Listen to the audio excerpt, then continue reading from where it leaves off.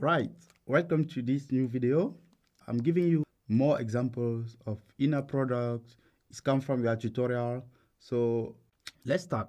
For the first question, you are given two vectors, A and B, and you are asked to find the inner product of AB and BA, okay? And eventually you have to conclude.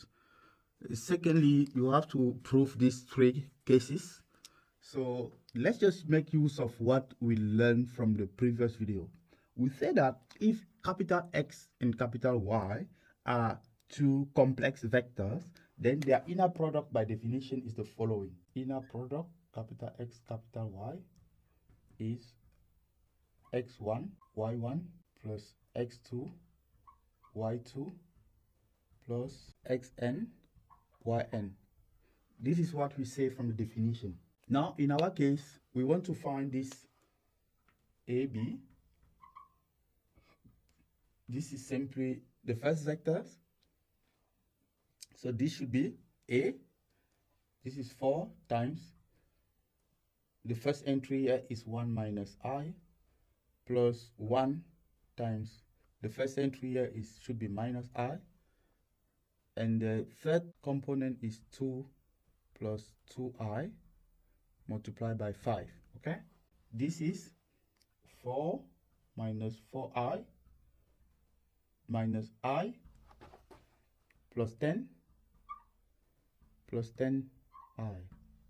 So if we sum up this, we have 14 plus 5i. All right, let's look at this one, BA.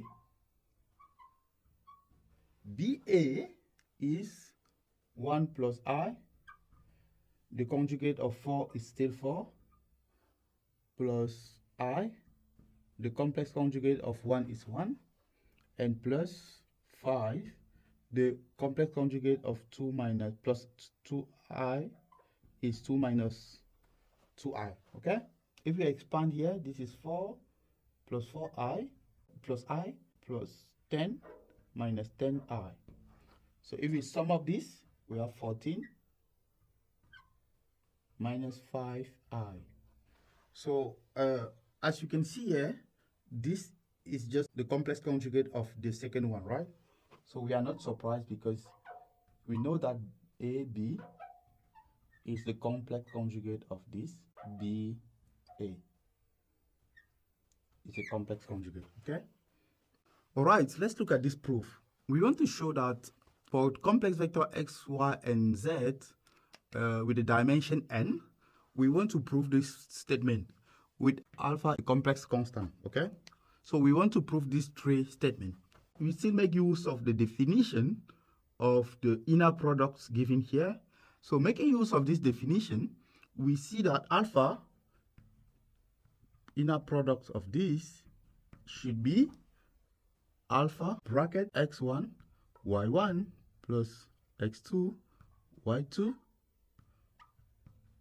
plus xn, yn, okay? All right, at this stage, if we multiply with alpha, this is alpha x1, let's take it like this, plus alpha x2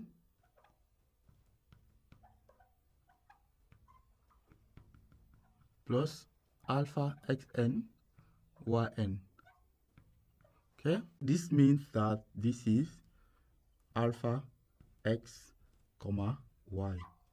This is very simple to show. Let's look at the second example. I choose to go from this side to this one, okay? So let's consider this x alpha y. This is, using the same definition, this is x1 alpha y1. All this. The second one, x2 alpha y2 dot plus alpha yn. Okay, so this is what we obtain. At this stage, we know that A times B conjugate complex is just conjugate complex of A times the conjugate complex of B.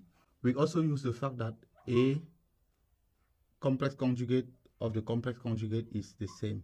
Okay, it's A.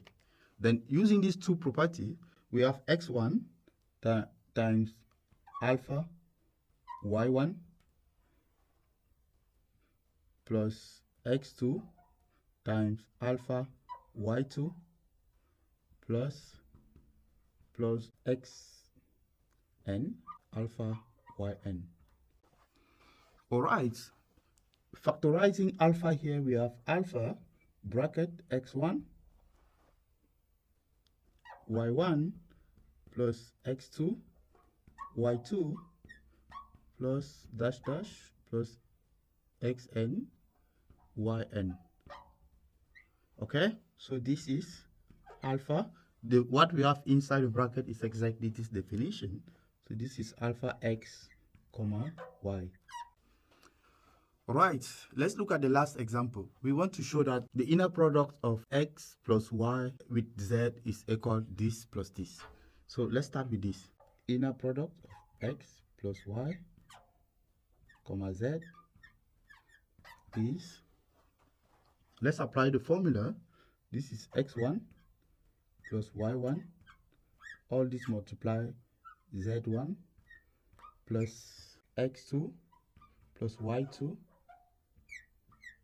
z2 complex conjugate plus, we continue up to n, xn plus yn zn.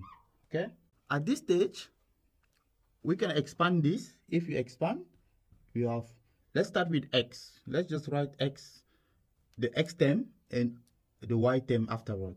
So this is x1 z1 plus, so I start with this term. I also want to collect this and collect this. Okay, this is x2 z2 plus xn zn. This is the first term. The second one is plus, let's go for y now. This is y1 z1 plus y2 z2 plus yn zn. Okay, so this is, by definition, this is inner product of x and z plus this part is the inner product of y and z. Okay, and that is all what we wanted to prove in this exercise. So basically, these are properties of the inner product that you'll be using in this course. Okay, thank you.